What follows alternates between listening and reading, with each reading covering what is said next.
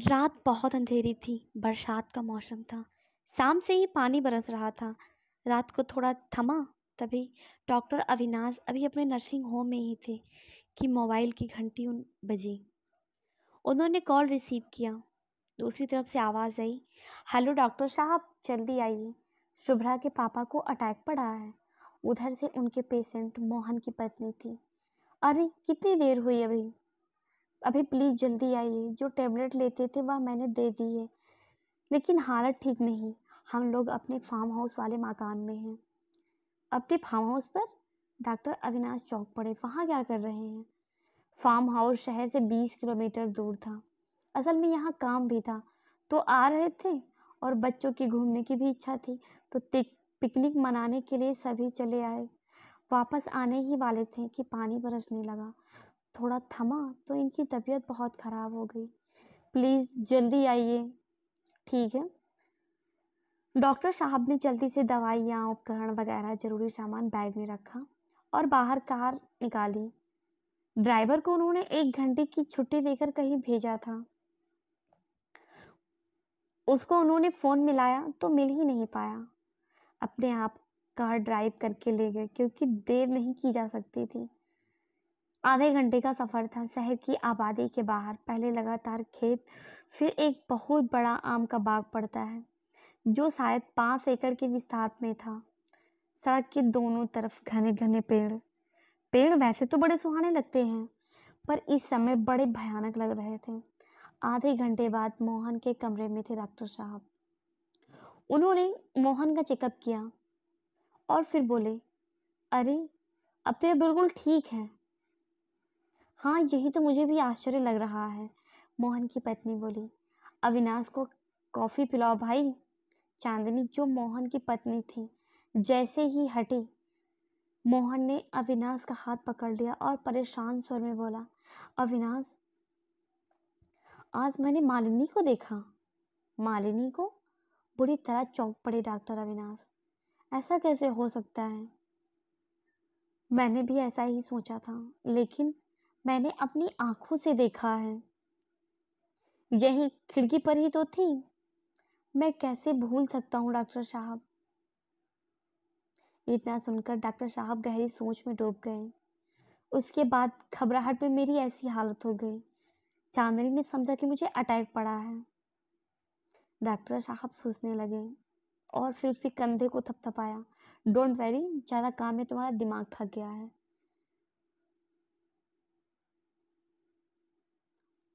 और तुम्हारे दिमाग में आते ही तुम्हें यह सब लग रहा है। दवाई लो और आराम करो। अच्छा, चलता हूँ। चांदनी बाहर तक छोड़ने चली आई। कार अब वापस उनके घर की तरफ दौड़ रही थी। एक अजीब सी बेचैनी उनके तन में थी। उनके दिमाग में एक ही बात थी। तभी उनकी कार आम के बाग में आई तो एकाएक उन्होंने सड़क के बीचों बीच एक युवती को देखकर ब्रेक लगाया। जोरदार आवाज के साथ कार बिल्कुल उसके पास ही रुकी। उन्होंने कहना चाहा कि क्या मेरी कार के नीचे मरना है, तो वह दिखाई ही नहीं दी। उन्होंने चारों तरफ देखा, जहां तक लाइट की रोशनी पड़ रही थी, मगर वह युवती तो कहीं भी दिखाई नहीं पड़ रही थी। वह आश्चर्य के सागर में गोते लगाते हुए फिर कार में बैठ गए। तभी पीछे से हाय अवी खनकती आवाज सुनकर जैसे मुड़कर देखा तो आश्चर्य से उनकी आंखें फैल गईं। वह और कोई नहीं था, वह तो। और फिर डॉक्टर साहब बेहोशी की आगोश में चले गए। खबर आई कि डॉक्टर साहब लापता हो गए। उनकी पत्नी और उनका पुत्र मोहन के फार्म हाउस पर पहुंचे, लेकिन वहां से यहाँ तक उनके कार का कोई भी नामो निशान नहीं था। हर संबंधी के यहाँ खोजबीन करने के बाद आखिरकार रिपोर्ट दर्ज करवा दी गई। आकर्षक व्यक्तित्व का स्वामी इंस्पेक्टर निशांत बेहद चुस्त, कर्मठ और ईमानदार होने के कारण रिश्वतखोर अधिकारियों और ले देकर रफा दफा करने वालों की आंखों में बेहद खटकता था। लेकिन वह जिस मामले में घुसता, जब तक उसकी तह तक नहीं पहुंच जाता, वह दम नहीं लेता था। वही निशांत इंस्पेक्टर अविनाश के मामले में विवेचना कर रहा था। मोहन से पूछताछ करने के बाद उनके यहाँ आया था। अविनाश की पत्नी कंचन से पूछताछ करने के बाद उनके बेटे कमल से पूछताछ की। फिर उनके सामान की छानबीन करनी चाहिए जिससे कुछ क्लू मिल सके। तब कंचन ने बताया कि उनके स्टडी रूम में एक अलमारी है जो उन्होंने कभी खोलने नहीं दी थी। उनको भी बड़ी उत्सुकता रहती थी कि आखिरकार क्या है जो उन्हें छूने नहीं देते, पर उन्होंने कसम दे दी थी इसलिए कभी नहीं खोला। लेकिन आज उनके गायब होने पर उसको खोलना आवश्यक हो गया था। जब अलमारी का दरवाजा खोला गया तो सबकी आंखें खुली की खुली रह गई, क्योंकि उसमें लाल चमचमाता हुआ कीमती दुल्हन का जोड़ा रखा था। उसमें पूरा मैचिंग श्रृंगार, चूड़ियां, सामान आदि रखा था। जैसे ही वह उन्हें उठाकर देखने लगा, उसे एक डायरी दिखाई दी। डायरी खोली तो उसमें एक अत्यंत खूबसूरत लड़की की फोटो रखी थी। निशांत ने कंचन को दिखाकर कहा कि वह इस फोटो वाली लड़की को पहचानते हैं या किसका है। तो कंचन ने बताया कि उसने इस लड़की को कभी नहीं देखा। निशांत ने डायरी और फोटो अपने पास रख ली और कोई काम की चीज मिली नहीं वहां। रात को निशांत ने डायरी खोली। पहले पेज पर बड़े बड़े अक्षरों में लिखा था, प्यार का वादा जो उसने मुझसे किया कि कभी मरकर भी निभाएगी, और मैंने उससे किया। कोई ना होगा उसके सिवा मेरे जीवन में, और मैंने तो निभाया पर उसने नहीं। आज भी हूं मैं उसके इंतजार में। थोड़ी सी डायरी पढ़ते ही वह सीधा होकर बैठ गया और फिर उसमें डूबता ही चला गया। अब उसका मन प्राण कहीं और ही उड़े जा रहे थे। चंबा के खूबसूरत वादियों में एक छोटा सा गांव, जैसे स्वर्ग का टुकड़ा। हरियाली से हरी, फूलों से भरी घाटियां, कल कल करता जल जो छोटे छोटे पहाड़ी झरनों से नीचे आकर कंकड़ पत्थरों से गुजरते और बाद में एक छोटी सी नदी का रूप ले लेते थे। उसी चंचल गति से भागती नदी की गति से गति मिलाती मालिनी वन कन्या की तरह महकती, हवा में झूमते फूलों की ताजगी चुराती। मालिनी ढेर सारे फूलों के गजरे बना चेहरे से सटाकर तितलियों को चकमा देकर उनके सतरंगी रंग समेटे।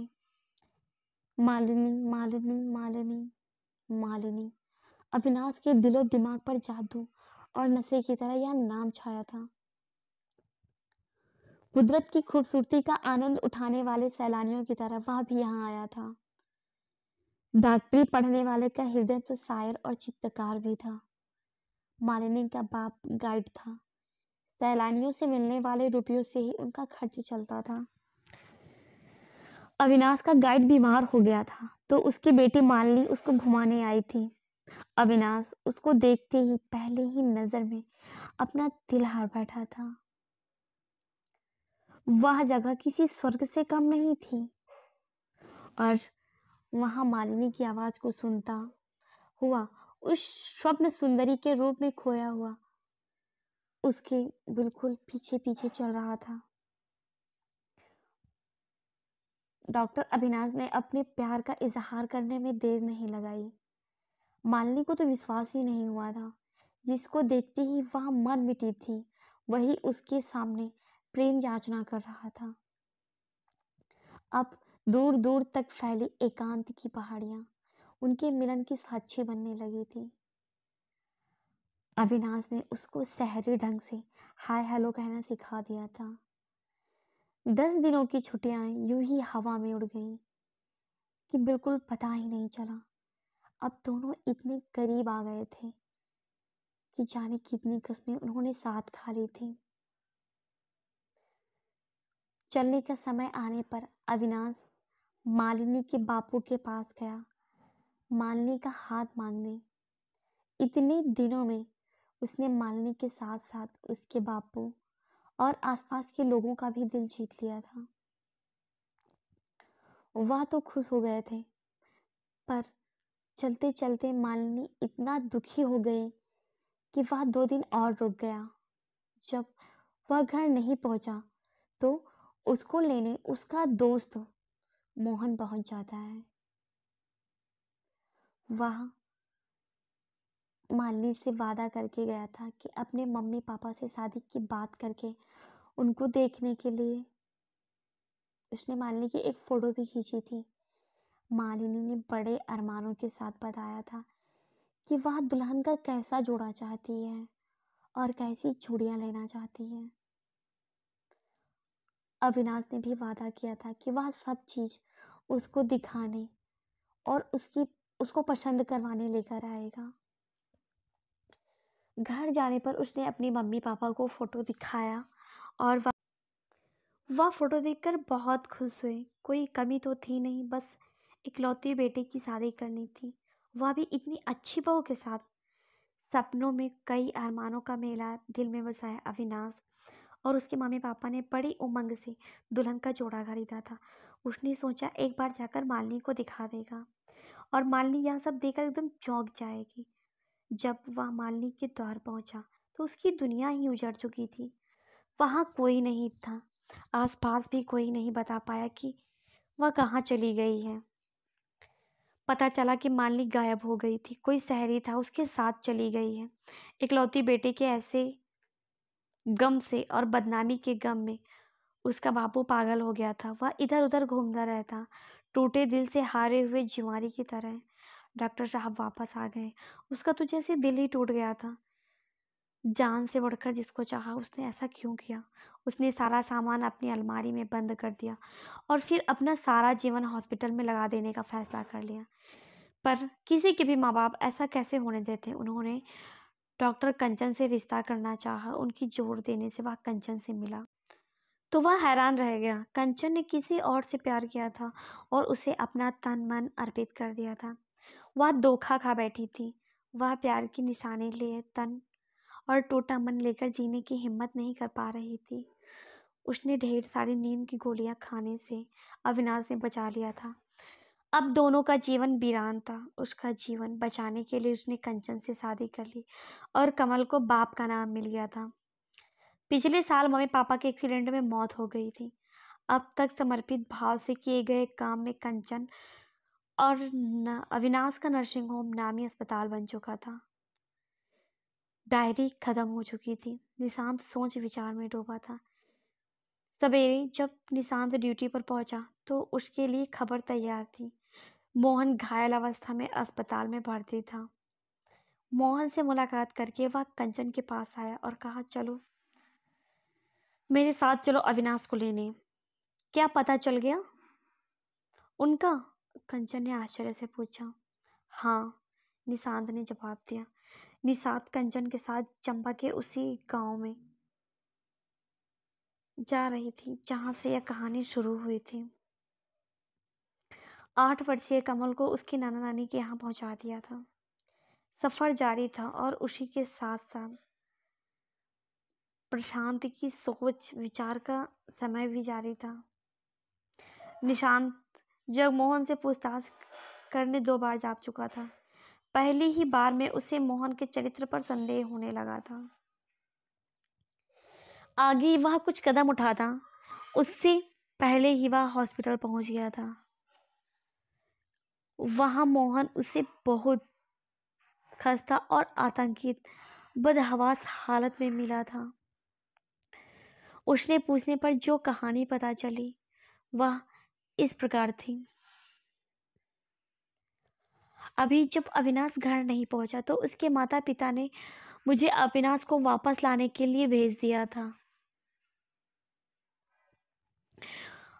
मोहन ने वहां पहुंचकर उस रमणीक पर्वतीय अंचल की मनोहर रंगभूमि में मेनका सदस्य मालिनी का नशा,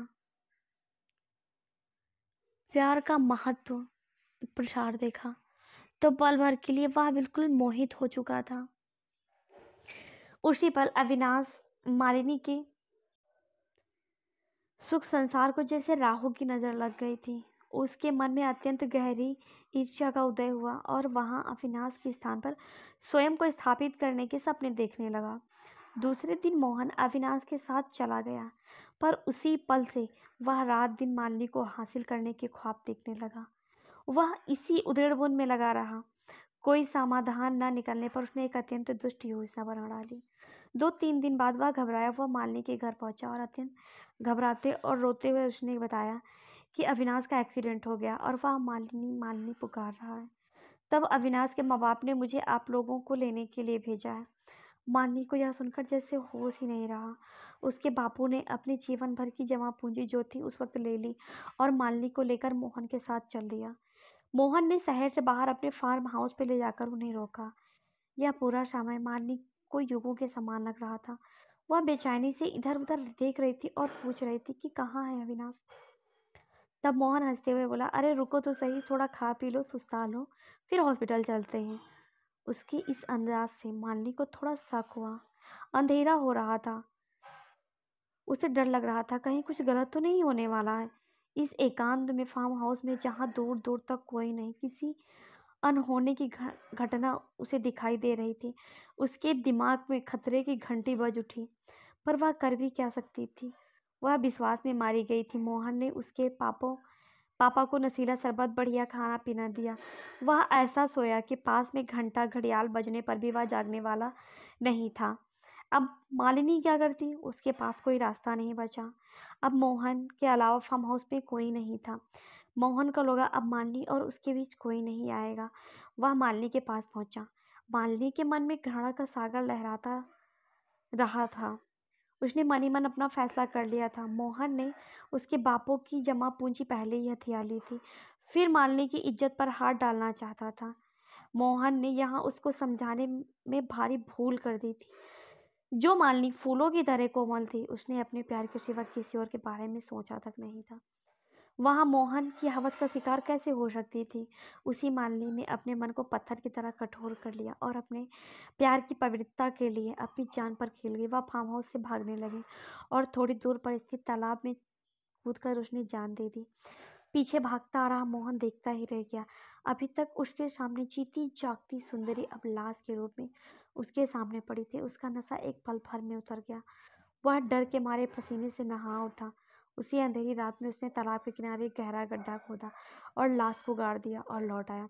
सवेरे मालिनी के बापू की नींद खुली तो अभिनय करते हुए मोहन ने कोहराम मचा डाला कि तुम्हारी बेटी तुम्हारा सारा पैसा लेकर किसी के साथ भाग गई। तो मालिनी के पिता को बिल्कुल विश्वास नहीं हुआ। उसने मोहन को मारने के लिए झपट्टा मारा। बता मेरी बेटी कहाँ है? तब तक मोहन ने उसे धक्का दिया जिससे उसका सिर दीवार से टकरा गया और वक्त के साथ वो बेहोश हो गया। जब होश आया तो अपने गांव के बाहर पड़ा था। उसका सब कुछ लूट चुका था। वह अपना दिमाग संतुलन खो बैठा था। कहते हैं अतृप्त कामनाएं ले किसी की अकाल मृत्यु हो जाए तो उसकी मुक्ति नहीं होती। उसकी बेचैन आत्मा मंडराती रहती है। 9 साल बाद मोहन की बीवी बच्चे पिकनिक मनाने फार्म हाउस पहुंचे। उन्होंने तालाब के किनारे उसी जगह धमा चौकड़ी मचाई जहां मालिनी को दफनाया गया था। एकदम सुनसान स्थान में इंसानी दखल अंदाजी से उसकी सुप्त आत्मा जाग उठी थी। उसी रात वह मोहन को दिखाई थी। इसके बाद अविनाश को सड़क पर वह अविनाश को चंबा के अपने संसार में ले गई। अब मोहन से प्रतिशोध बाकी था। दूसरी मंजिल पर सो रहे मोहन ने मालिनी को अपने कमरे में देखा तो उसकी सिट्टी पिट्टी गुम हो गई और वह गिड़गिड़ाने लगा, मुझे माफ कर दो, मेरी जान बख्श दो। मालिनी बोली, पर मैंने तो तुमसे जान की भीख मांगी ही नहीं थी। कहते कहते वह मोहन की गर्दन पर शिकंजा कसने लगी तो उसकी सांस फूलने लगी। पूरी ताकत लगाकर वह अपनी गर्दन छुड़ाकर भागने लगा, पर आत्मा से भागकर वह कहाँ जा सकता था? आगे बालकनी, पीछे मौत। मौत की वजह से उसने वहीं से नीचे छलांग लगा दी और जोर से आवाज के साथ नीचे गिरा। सिर से खून का फव्वारा फूट पड़ा। सभी दौड़ आए और उसे हॉस्पिटल में भर्ती कराया गया। दहशत की वजह से उसने सारी कहानी इंस्पेक्टर निशांत के सामने उगल दी थी। अविनाश एक आत्मा के साथ था। निशांत इन बातों को नहीं मानता था, पर इस वक्त जो हो रहा था उसे देखकर वह इस बात को मानने के लिए तैयार था। उसने महातांत्रिक राम शंकर से संपर्क किया उन्होंने कहा, यह सच है कि अकाल मृत्यु में अधूरी कामनाओं के कारण आत्माओं को मुक्ति नहीं मिलती। इंसानों की तरह आत्माएं भी दुष्ट और भली होती हैं। भले इंसानों की पुण्य एक एक कर नष्ट नहीं होते, तो उनकी आत्मा भी बिना कारण किसी को नहीं सताती। सब वहां के लिए चल। अविनाश ने जो भी सामान उसके लिए खरीदा था वह सब ले चलना उसकी आत्मा की मुक्ति के लिए। जो अनुष्ठान करना होगा उसमें उसकी पसंद वाली सारी चीजें अर्पित करनी होंगी। कार के झटके से रुकने पर निशांत अपनी सोच के दायरे से बाहर आ चुका था। कुदरत का फैसला कहे या मालिनी का निर्दोष आत्मा का हाहाकार कि उसका बापू सबसे पहले सामने आया। शायद अपनी बेटी की बेगुनाही सुनने के लिए विसादा ने उसे ठीक कर दिया था। अविनाश ने कार में आई अभी कहती मालिनी को जैसे ही देखा सम्मोहित हो गया था। अब उसकी कार विगत में छूटे अधूरे प्रेम की तरह फर्राटा भर रही थी। समय का अंतराल खत्म हो चुका था। जहां मालिनी को से अलग हुआ था फिर से वहीं पहुंच गया था। वही घाटियां थी, वही नदी, झरने, फूल, सब कुछ वही वही। एकांत की पहाड़ियों पर उनकी घंटों बैठे रहना, गलों में बाहें डालना। वे गले में बाहों का हार डालकर मालिनी कह रही थी कि मैं अपनी शादी का जोड़ा चूड़ियां पहनूंगी। तभी उसकी आंखों के सामने दुल्हन का जोड़ा लहराया। उसने देखा कि कई लोग खड़े थे, उनके हाथों में जोड़ा था। ज्योतिषाचार्य ने मंत्र बोलते हुए कहा, मैं जानता हूँ तुम्हारे मन में क्या है। तुमने जिस प्यार के लिए अपनी जान दे दी, अब क्या उसकी जान लेकर अपने उस बलिदान को व्यर्थ कर दोगी? तब तो तुम्हारा प्यार बदनाम हो जाएगा, स्वार्थी कहलाएगा। आत्मा और इंसान का मेल नहीं होता। तुम्हारा प्यार सच्चा है तो अगले जन्म में तुम्हारा प्यार तुम्हें जरूर मिलेगा। मालिनी रो पड़ी। उसने उनके हाथ दुल्हन का जोड़ा लिया और अगले ही पल वह जोड़ा पहनकर अविनाश के सामने खड़ी थी। अपनी आंखों में आंसू लिए उसने अविनाश से कहा कि अब मेरे बापू की जिम्मेदारी तुम्हारी। इसके बाद आंखों से वह ओझल हो गई। इसके बाद सभी लोग वहां से शहर वापस आ गए। खबर मिली कि मोहन की मौत हो चुकी थी। मालिनी का प्रतिशोध पूरा हुआ। फार्म हाउस वाले तालाब के किनारे अविनाश ने मालिनी का विधि विधान से दहन संस्कार किया। जलती चिता से एक ज्योति पुंज निकला और आकाश की ओर उठता चला गया। अविनाश ने नम आंखों से उसे विदाई दी। अब मालिनी के घर की जगह एक शानदार गेस्ट हाउस बना हुआ है जिसका नाम है मालिनी भवन। इसमें एक अत्यंत सजे हुए कमरे में एक खूबसूरत लड़की की तस्वीर लगी हुई है जिसके नीचे बड़े बड़े अक्षरों में लिखा है, प्यार का वादा जो उसने मरकर भी निभाया। उसके बारे में कई कहानियां फैली हुई हैं जिन्हें सैलानी सुनते हैं और उसे देखने जरूर आते हैं। कुछ ऐसी कसी से उस तस्वीर में जो सबको बार बार अपनी ओर खींच लाती है। अविनाश हर साल यहाँ आता है। दोस्तों, कुछ कहानियाँ ऐसी होती हैं जिसे लिखने या सुनने में हम बिल्कुल उसमें खो जाते हैं। यह कहानी कैसी लगी प्लीज़ हमें कमेंट बॉक्स में बताएं और प्लीज़ हमारे चैनल को सब्सक्राइब कीजिए। कहानी अच्छी लगी हो तो वीडियो को लाइक कीजिए। आपकी दोस्त कहानी सुनने के लिए आपका धन्यवाद। आपका दिन अच्छा हो। Thank you.